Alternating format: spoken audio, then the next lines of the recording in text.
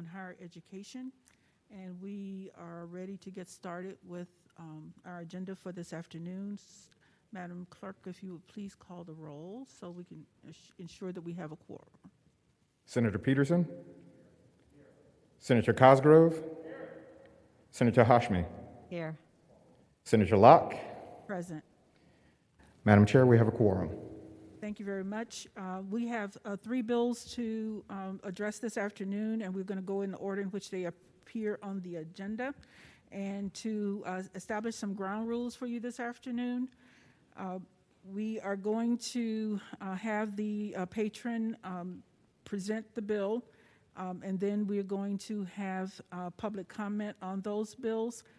Depending on the number of members of the public that we have speaking on the bill, we may have to set a time limit that will be determined by the number of members of the public that we have speaking. And if we have any number of individuals who will be speaking, I will establish a time limit of 5 minutes per side, those speaking in favor and those speaking against on the piece of legislation. So we will do that as determined by the legislation. So we will begin with Senate Bill 1359. Senator DeSteffe.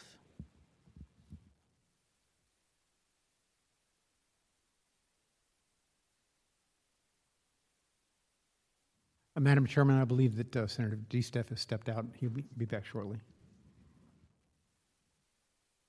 So do we have Senator Boysko? Thank you, Madam Chair. Today I have Senate Bill 1387, and I have an amendment in the nature of a substitute. We have a motion on the substitute. Second. It's been moved and seconded that the substitute for Senate Bill 1387 be adopted. All those in favor, please say aye. Aye. Those opposed? Substitute is before us. If you would please move forward with your substitute, Senator Thank you, Boysko. Madam Chair. The substitute is basically just technical changes. This bill would, working with the administration, the governor's staff the governor asked me to carry this bill, would allow the State Council of Higher Education to allow those who are eligible for in-state tuition, including the Dreamers that we passed last year, to be eligible for in-state tuition regardless of their citizenship, as long as they are have met the same requirements to enter the institutions which we passed last year. I have a number of speakers here with us today, including the governor's office, and I look forward to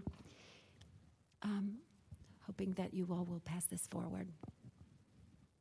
Do we have any questions or comments from Madam the Chair. subcommittee? Senator Peterson. I think the senator meant to say this has to do with eligibility for scholarships or something. I think we passed in-state tuition last year. This is scholarships or financial aid? Financial aid, excuse me if I didn't state that correctly. You're right, I did say in-state tuition. I intended to say financial aid. Thank you. It would bring them into the state financial aid assistance program. Thank you for the clarification, Madam Chair. Other questions or comments before we move to those who are here to speak? And if you wish to speak, if you could please raise your hand so that you could be acknowledged by our clerk, please.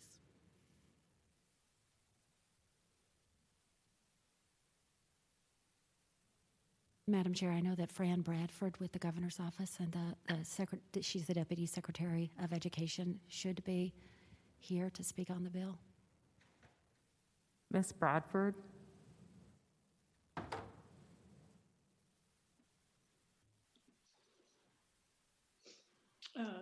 Yes, ma'am. Madam Chair and Senator Boysko, thank you. Good afternoon, everybody. My name is Fran Bradford. I'm Deputy Secretary of Education, and as the Senator noted, Governor Northam strongly supports this legislation. I'm pleased to have a chance to say a couple of quick words. Last year, as she noted, you all took the important step of expanding access to in-state tuition to these Virginia undocumented students and others who fit the legislation that Senator Peterson was so kind to help us with. This policy has made it possible for some of these students to attend college that otherwise may not afford to. And this year, with the leadership of Senator Boysko and Senator Hashmi, we seem to make that dream an even greater possibility by allowing this same group of students access to state need-based financial aid, institutional aid, and the tuition assistance grant program in our private colleges. I'm happy to answer any questions, grateful for the consideration of this legislation. Thank you, Ms. Bradford. If we could move on to our next speaker, and I failed to mention, if you could please limit your comments to no more than 2 minutes, please. Thank you. Jared Calfee. Thank you, Madam Chair, members of the subcommittee. Jared Calfee with Virginia 21. We strongly support this legislation, and we thank the patron for carrying it. To put it really simply, we believe that people living, working, and seeking an education here in Virginia are Virginians, regardless of their immigration status. And this body saw fit to rightly grant these students in-state tuition eligibility last year. And so if the law considers them in-state students, then they should also be eligible for Virginia's financial aid programs. And we hope it'll be the will of the subcommittee to support this legislation. Thank you. Thank you. Our next speaker. Abraham Castillo. Hi. Good afternoon, members of the Higher Education Subcommittee.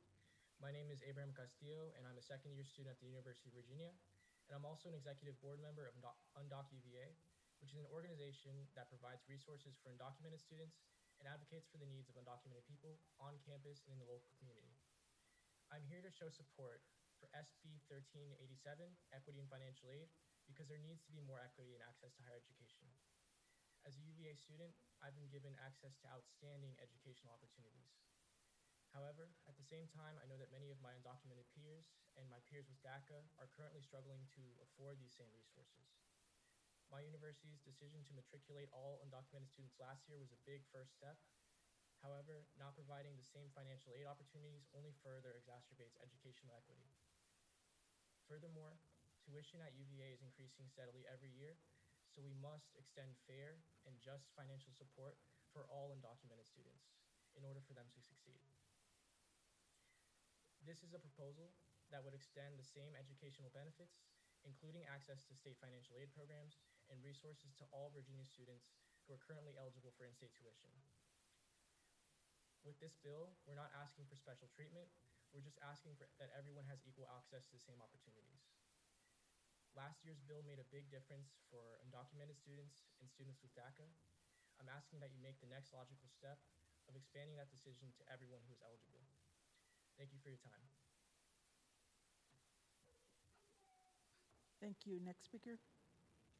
Elizabeth Griffin. Hi, good afternoon. I am Elizabeth Griffin. I'm here on behalf of the Attorney General. Attorney General Herring supports this bill.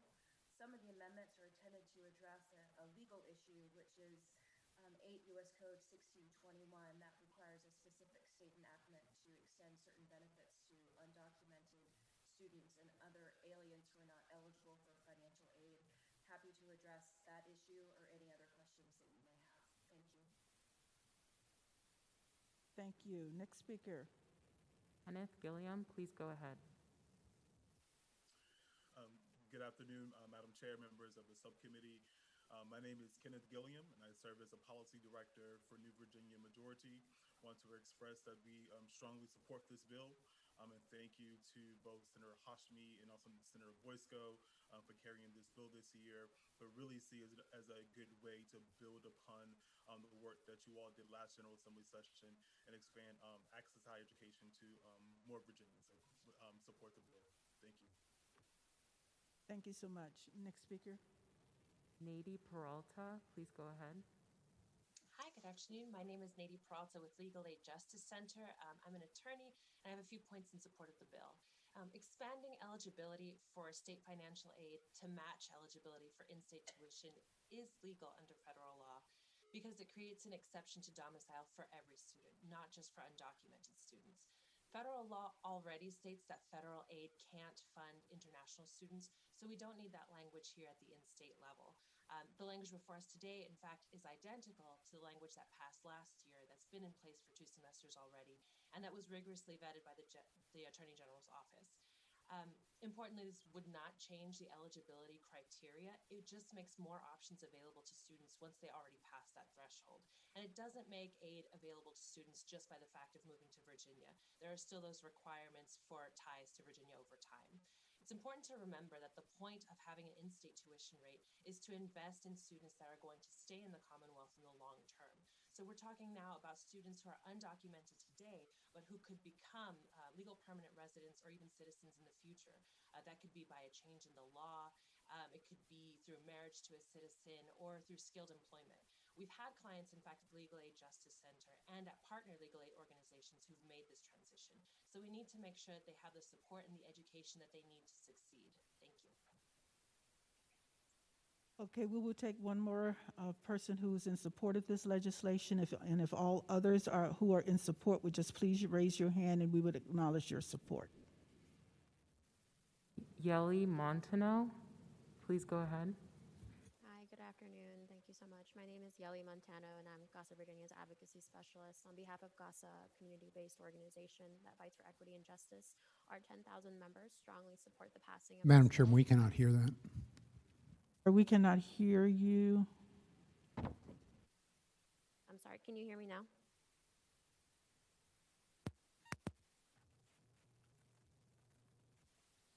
Hello?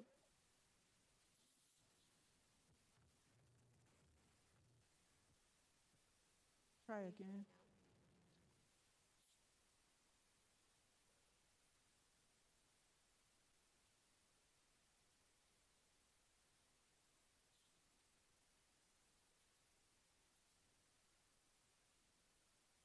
I'm sorry, can you hear me now? Not really well, no. Okay, I'm sorry then. I just wanted to say, Now we can hear you. sorry, good afternoon. I'll be quick, I'm sorry. My name is Yeli Montano, and I represent CASA, and our 10,000 members strongly support the passing of this bill and thank our senators for carrying this bill. Although immigration status is no longer a barrier for Virginians seeking in-state tuition, they are still not eligible for forms of state financial aid. With little to no financial aid sources, many non-citizens are deferred from higher education. At least 14 other states have extended state financial aid and assistance to undocumented and DACA students who are currently ineligible for federal financial aid. And at CASA, we believe this bill is necessary to providing educational equity for all and ensuring a strong future economy. We ask you to pass this bill and to help us create a skilled workforce and strengthen our education system. Supporting this bill is supporting our economy and all students of Virginia. And as we know, talent is universal, opportunity is not. Thank you so much, and sorry for the technical glitch. Thank you. And if there are others who are here in support of Senate Bill 1387, if you could just please raise your hand so that we may acknowledge you. Thank you, Yasmin. Thank you very much. Are there those from the public who are in opposition to Senate Bill 1387? We will give you 5 minutes to speak your opposition.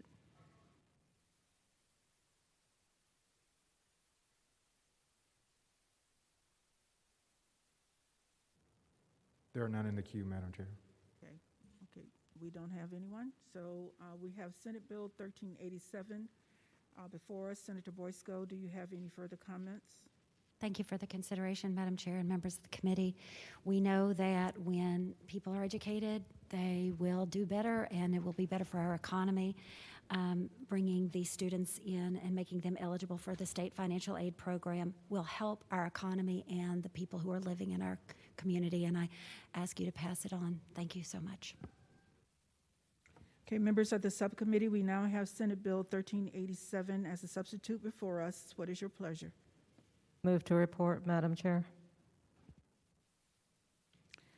It's been moved and seconded that Senate Bill 1387 be reported to the full committee. All those in favor, please say aye. Aye. Aye. Any opposition? We have one no. One no. Senator Cosgrove? Yes, sir. 3 ayes, 1 no. Thank you. That bill will be recommended for reporting to the full committee. Thank you, Madam Chair. Thank you, Senator Boysko. We will now go back to Senate Bill 1359. Senator DeSteph, are you here? Yes, Madam Chair. Okay. If I may, Madam Chair, Senate Bill 1359, what it does is it eliminates or makes optional athletic fees paid for by students.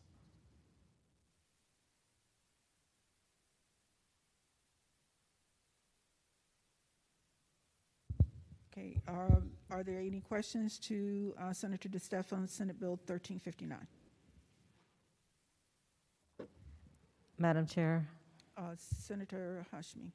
Yes, I just wanted to ask the patron regarding this proposed change for fees levied for the purpose of college athletics to be made optional.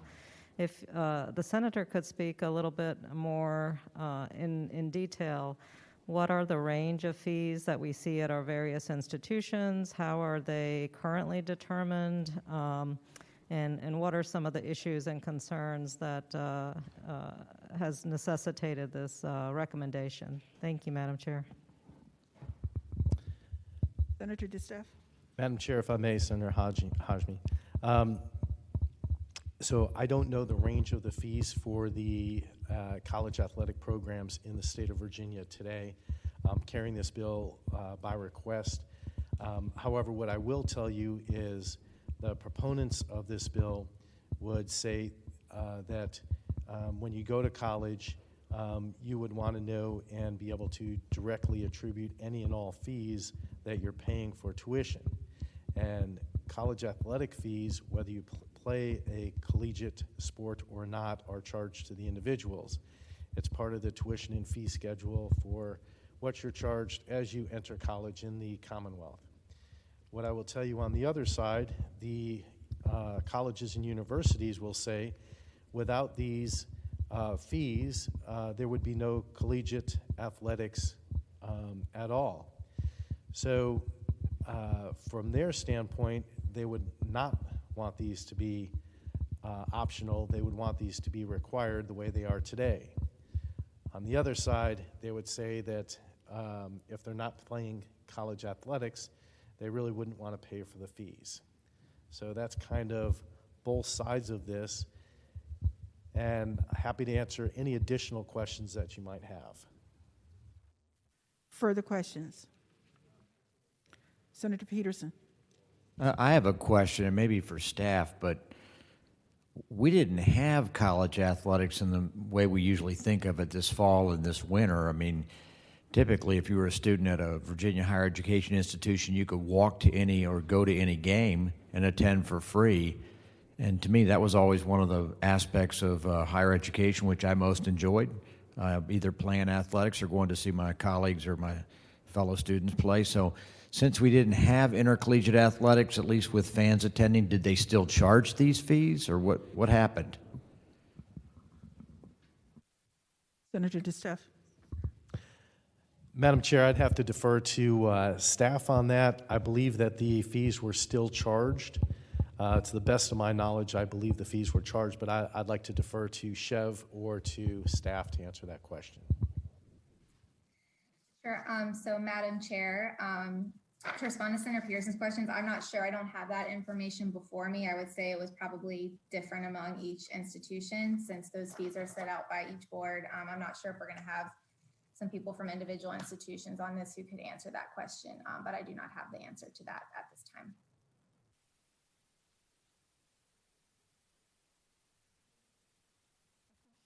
Madam Chair, follow-up. Is anyone here from higher education, UVA, Mason, Tech, anybody listening in? I do believe that there are some representatives from each of those institutions on the line. So, Because I would like to know what they did with their activity fees since we didn't really have activities this year. Madam Chair, I believe there are two on the call.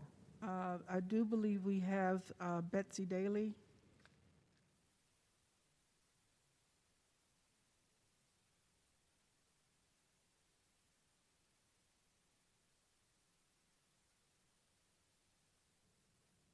Betsy Daly.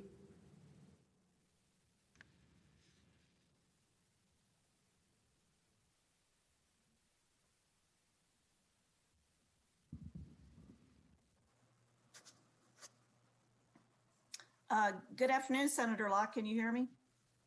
Yes. And members of the committee, and also Senator DeStaff. Senator Peterson, to your question, we went ahead and charged the fees. The one adjustment we did make was for the athletic fees for students who participated only in online courses who are not on grounds. That athletic fee was cut in half. Currently, our athletic fee is $678 per year, and they only paid $349. The other activity fees were assessed, as I understand it, and we did try to provide services as much as we could within the social distancing and restricted situation that we were with which we were faced.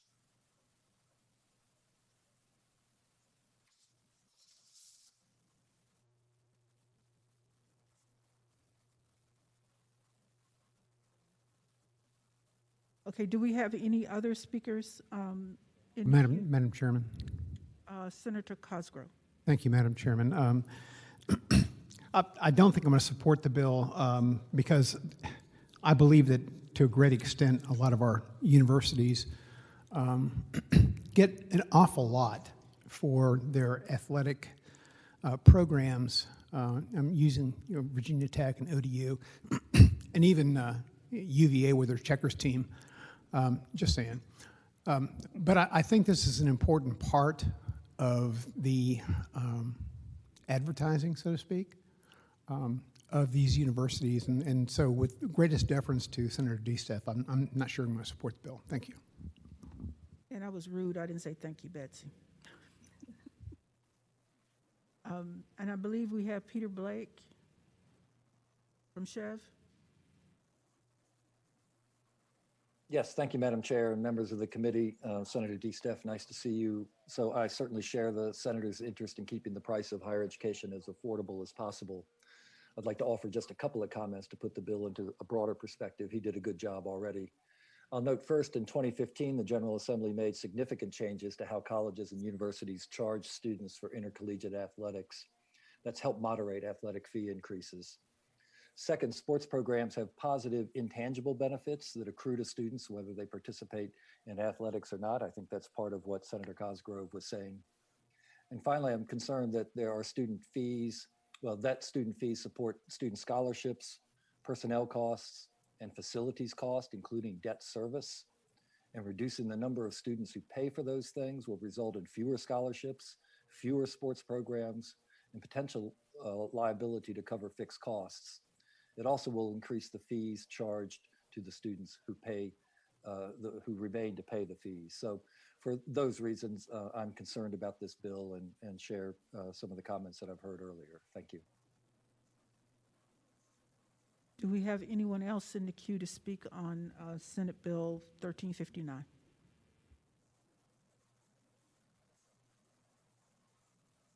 We have two, Madam Chair. Okay. Go ahead and call them. Stacy Gordon.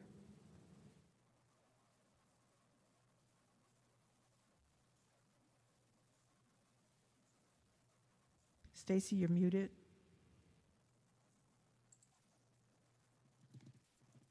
Hi, can you guys see me or hear me? We can hear you. I apologize. This is my first time giving public testimony during this session, so I'm just trying to figure it out. I am Stacy Gordon with Partners for College Affordability and Public Trust, and I respectfully ask the committee to support this bill. This year obviously has been a very difficult year for all of higher education and students especially, and I just ask that you, when you're considering this bill, that you consider the students who are paying hundreds and in some cases thousands of dollars at certain universities to pay for services that they are not receiving this year. And especially when you're considering how much debt the students are incurring already, is it fair for them to continue to pay these fees when they are not getting what they paid for? So I understand the difficulties that the universities are facing this year, and I sympathize with them, but I also ask that you sympathize with the students who, in their needs and their concerns. Thank you, Stacy. Thank you. Elizabeth Hooper. Good afternoon, Madam Chair. Can you hear me okay? Yes, if you could speak up just a little bit more. Sure. Elizabeth Huber with Virginia Tech. We too have concerns with the legislation, and I'll echo the comments from my colleague at the University of Virginia. We maintain the lowest athletic fee in Virginia and strongly believe that our programs, all of our athletic programs, contribute to the institutional culture that we have at Virginia Tech. And they also, frankly, they provide great opportunities for our communities to come together. We've also seen a significant economic impact over many years. As late as 2015, we had a study done that said we had about $69 million of economic impact for our region, with countless jobs, property taxes, and sales taxes. And that was actually mainly due to the football program.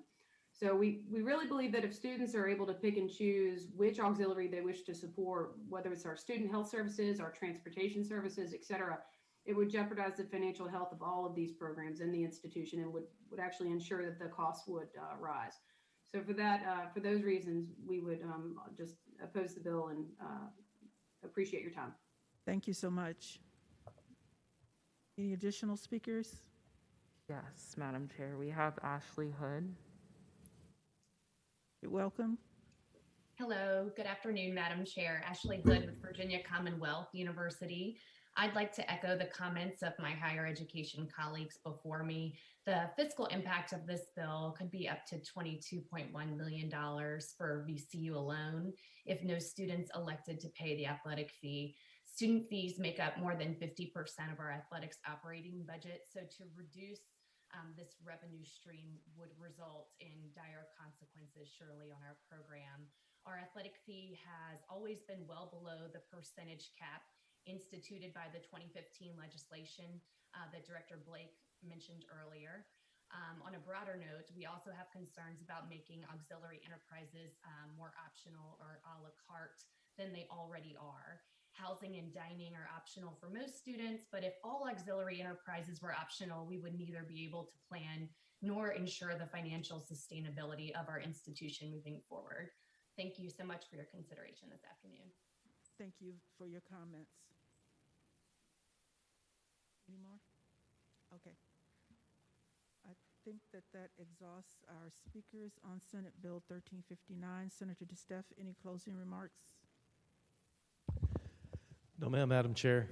I appreciate your time. We have Senate Bill 1359 before us. Subcommittee members.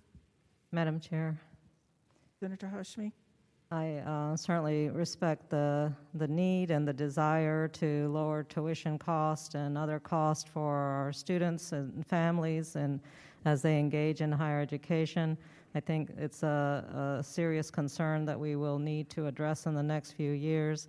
This bill, however, I feel is going to be problematic on many levels, as already shared by many of our speakers, and I respectfully ask that we pass it by indefinitely. Is there a second to that motion?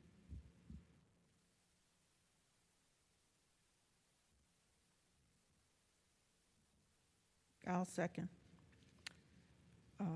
All in favor of passing Senate Bill 1359 by indefinitely?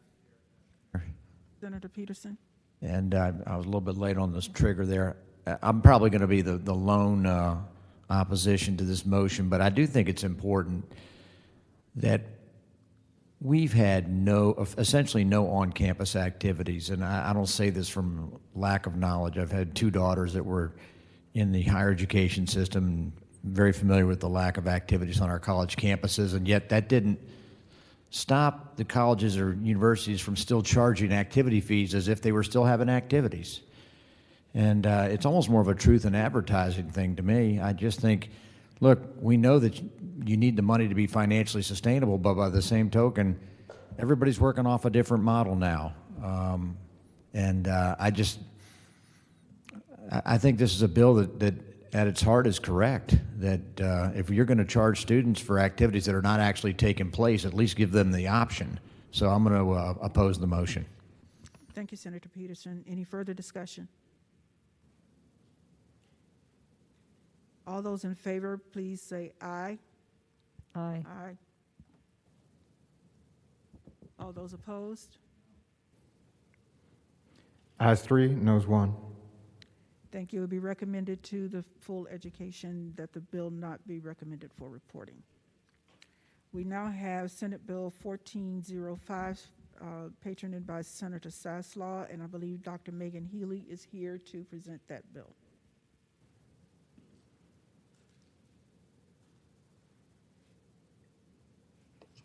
Good afternoon, Madam Chair and members of the committee. I am Megan Healy, a Chief Workforce Advisor to the Governor, and I'm presenting Senate Bill 1405. This is the Governor's G3 initiative that we've heard about over the last years. Last year, the General Assembly passed the G3 money on the budget at $36 million. It was unallotted due to special session and lack of revenues of the state. The governor has put the $36 million back on the budget, but also we would like to codify this language, and I appreciate Senator Saslaw for carrying this. G3 again means get skilled, get a job, give back. This is workforce pathways, specifically building skills and all around of the 23 community colleges as well as Richard Bland. This is tuition-free community college for low and middle income Virginians in high demand areas, which is defined in this bill. The high demand areas are set by the Virginia Board of Workforce as in consultation with the council and other organizations and groups, appropriations and finance staff to make recommendations to the governor of what programs would be included in G3. This program includes non-credit, so it's our short-term credential training, which we're national leaders of in Virginia, from 6 to 12 weeks, as well as credit programs up through associate degrees, 2 years. It's for part-time and full-time students.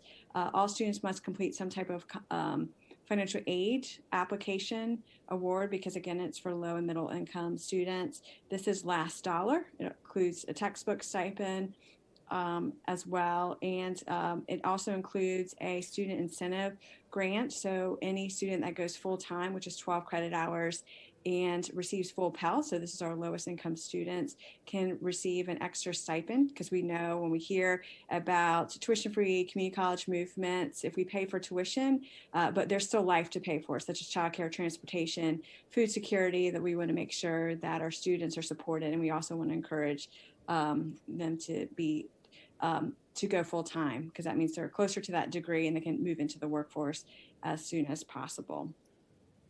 So I could like to entertain any questions, and we also have people here to support the bill. Are there any questions with regard to Senate Bill 1405?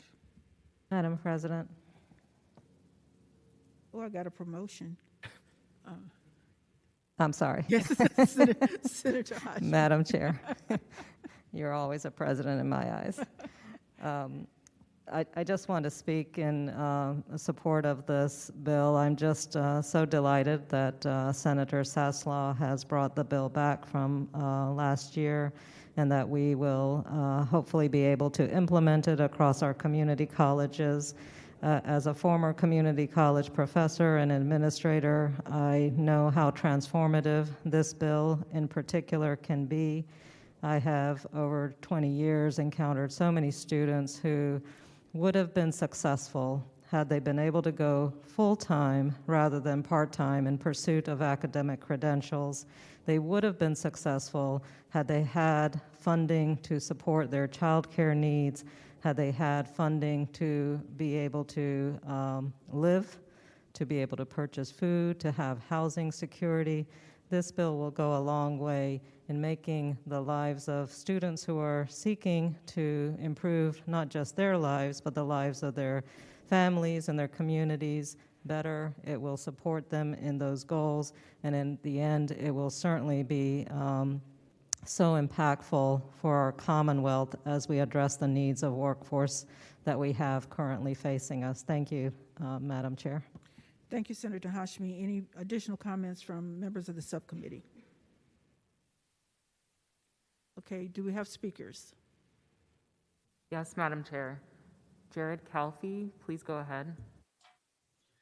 Thank you, Madam Chair. Members of the subcommittee, Jared Calfee with Virginia 21. We strongly support this legislation. We believe that now more than ever, Virginia needs this program as we try to rebuild our economy with thousands of low and middle income Virginians out of work. This program will provide low income communities and communities of color, those that have been hit the hardest by this pandemic, with affordable pathways to high paying jobs, and they're jobs that Virginia businesses need filled. So this is a win for everybody, and I hope it'll be the will of the subcommittee to support this. Thank you very much. Thank you for your comments. Next speaker. Will Payne, please go ahead. Sure. Thank you, Madam Chair. My name is Will Payne of Coalfield Strategies, Southwest Virginia-based economic development shop. However, Madam Chair, I'm physically in your district in Hampton right now. That's a good place to be. It is. It's Clyde Cider. I speak in support of the bill and offer a concrete example of how the G3 program will help in job creation. Our team is developing a grain terminal, a grain processing facility in Southwest Virginia as part of a public-private partnership. Mountain Empire Community College in Wise County plays a key role. This is part of our effort to create a new market opportunity in specialty grain for Virginia's craft beverage industry that supports small family farms, Virginia's original small businesses, encourages young entrepreneurial farmers to capitalize on that opportunity. We're working with MECC on a paid internship program as part of our certification in grain management and logistics, which has been identified by VDAX as a priority. The program will build on MECC's existing smart farming program, and we believe it will help give the region a foothold in the craft beverage industry. Thank you. Thank you very much. Appreciate it. Enjoy being in the 2nd Senate District. Absolutely. Next speaker. Peter Blake, please go ahead. Thank you, Madam Chair, members of the subcommittee. Peter Blake from the State Council of Higher Education for Virginia. We strongly support this legislation as well. The council recently adopted a new statewide strategic plan for higher education with 3 broad goals to make higher education more equitable, more affordable, and transformative. The G3 program accomplishes all 3 of those things, so we stand in strong support. Thank you. Thank you, Peter. Appreciate your comments. Next speaker, please. Clayton Medford, please go ahead. Madam Chair, members of the subcommittee, thank you for allowing me to speak today. My name is Clayton Medford. I'm speaking on behalf of the Northern Virginia Chamber of Commerce's 700 members and close to 500,000 employees in favor of this bill. Also speaking on behalf of the Northern Virginia Back to Work Coalition, which is a coalition we led that's made up of a number of chambers, universities, and workforce development agencies who united at the beginning of this pandemic in support of education and workforce development funding. And continue to be together on economic recovery issues. We believe the G3 can become a critical component of the higher education and workforce development ecosystem in the Commonwealth. We spoke in favor extensively during the 2020 regular session, and we believe that the impact of COVID makes G3 even more important because many Virginians have lost their jobs and find themselves either unemployed or underemployed and in need of upskilling in order to return to full employment. So again, on behalf of the Nova Chamber and the Nova Back to Work Coalition, we ask that you support this bill. Thank you. Thank you so very much for your comments. Next speaker. Jenny O'Halloran, please go ahead. Madam Chair, members of the subcommittee, I'm Jenny O'Halloran speaking on behalf of the Impact Project, an advocacy organization focused on economic security and democracy issues. We strongly support this legislation, appreciate that the General Assembly approved of the funding last session, and hope you will approve of the legislation and corresponding funding this year as well. Thank you, Jenny. Yeli Montano, please go ahead. Good afternoon. I just want to make sure everyone can hear me. Great. Good afternoon, Madam Chair and members of the committee. Again, my name is Yeli Montano, and I'm here representing CASA. We're strongly in favor of this bill, and thanks Senator Sassoff for carrying it. And I echo what Senator Hashmi has said. I cannot stress enough the importance of investing in our future leaders and professionals. There is substantial talent in our young Virginians. However, with the rising cost of tuition, many students find themselves unable to pursue higher education and end up with piling debt and subsequently face financial setbacks because of that. At CASA, we believe this bill is necessary and a big priority, and we ask you to pass this bill to help us create a skilled workforce, especially as we begin to take steps towards recovering the impacts to our economy resulting from the pandemic. Thank you so much for allowing me to speak. Thank you so much for your comments. Any additional speakers? Yes, Madam Chair, we have 2. Nick Surface, please go ahead. Hi, Madam Chair and members of the subcommittee. Thank you so much for having me. My name is Nick Surface. I'm here on behalf of the Richmond Technology Council. We're a trade association representing over 160 tech companies here in Richmond. We're also in partnership with a coalition of additional tech councils, the Northern Virginia Tech Council, the Roanoke-Blacksburg Tech Council, Shenandoah Valley, Charlottesville, and Hampton Roads. And we're all here in support of this bill. We believe that the community college system represents a significant portion of the work pipeline and the workforce development of the tech sector. We also feel that this legislation provides a more equitable pathway into our profession. So again, we support it and we hope you will too. Thank you so much. Thank you so much for your comments. Glenn Dubois, please go ahead. Thank you, Chairwoman Locke and members of the committee. I hope you can hear me. We can hear you fine. Thank you. You know, in addition to the supporters that you just heard, there are dozens of other supporters that are out there representing major industries and associations. We have their names, and if you'd like to see a list of them, I'm pretty sure that Megan Healy can provide that list to you. It'd be interesting. I think it'd be interesting for the senators to note that we have actually been working on the design and the execution of this initiative for the past 3 years. We have devoted countless hours to some significant curriculum reform, creating pathways that are stackable. Well, so what does that mean? If somebody comes in and they want to achieve an associate degree, but somehow life gets in the way and they have to stop out after 6 months. When they stop out, they will have some skills and a credential that would be marketable. And when they're ready to come back, they can pick up from where they left off. So we are very, very confident that we're ready to implement this program. It's quite unique. There's nothing like it really in the nation. It's probably the most innovative financial aid program that I have seen in my near 40-year career. And I want to thank Megan Healy for all the work that she has done, Senator Sassler for sponsoring the bill, and I would urge you all to support it. Thank you. Thank you so very much. Does that exhaust our speakers? Yes, Madam Chair. Thank you also very much. Is there anyone here in opposition to Senate Bill 1405?